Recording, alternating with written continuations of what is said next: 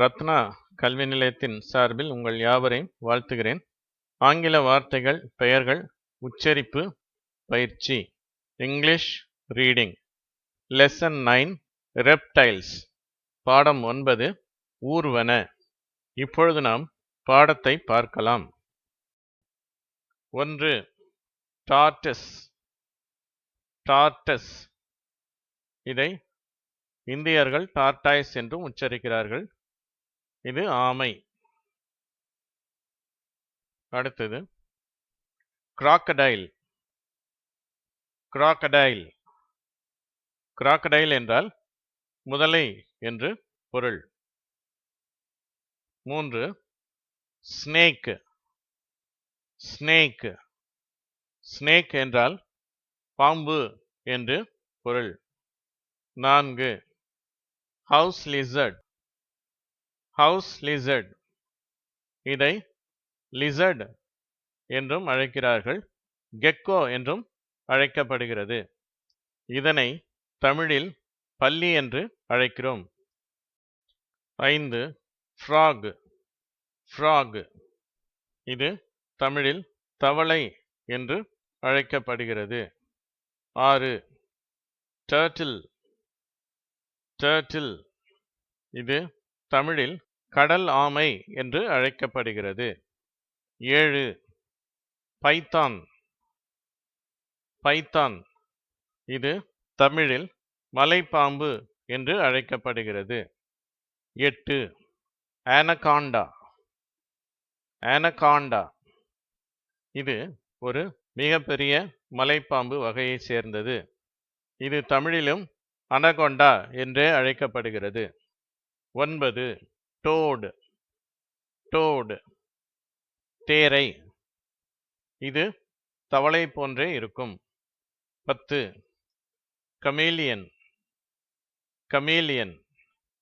இதனை தமிழில் ஓணான் அல்லது பச்சோந்தி என்று அழைக்கிறார்கள்.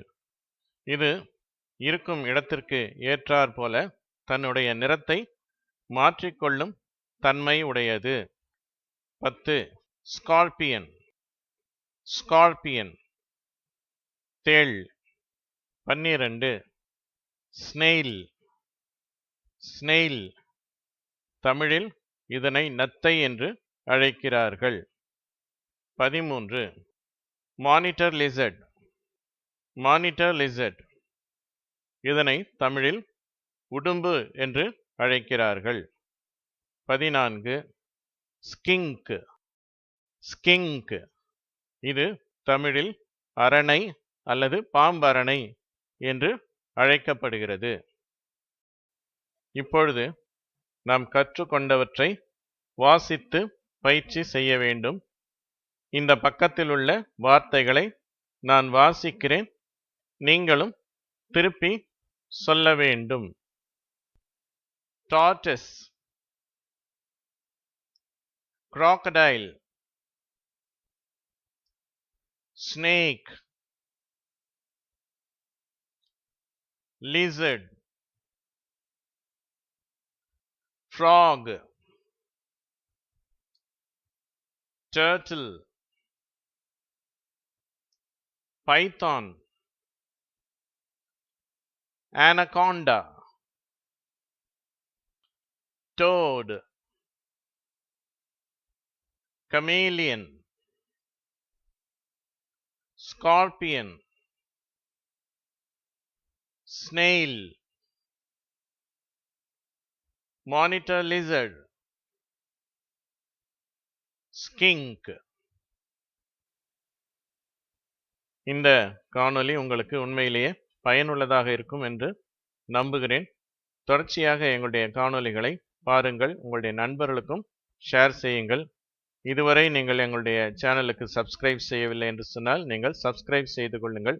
உங்கள் யாவருக்கும் என்னுடைய நன்றியை தெரிவிக்கிறேன். நன்றி, வணக்கம்.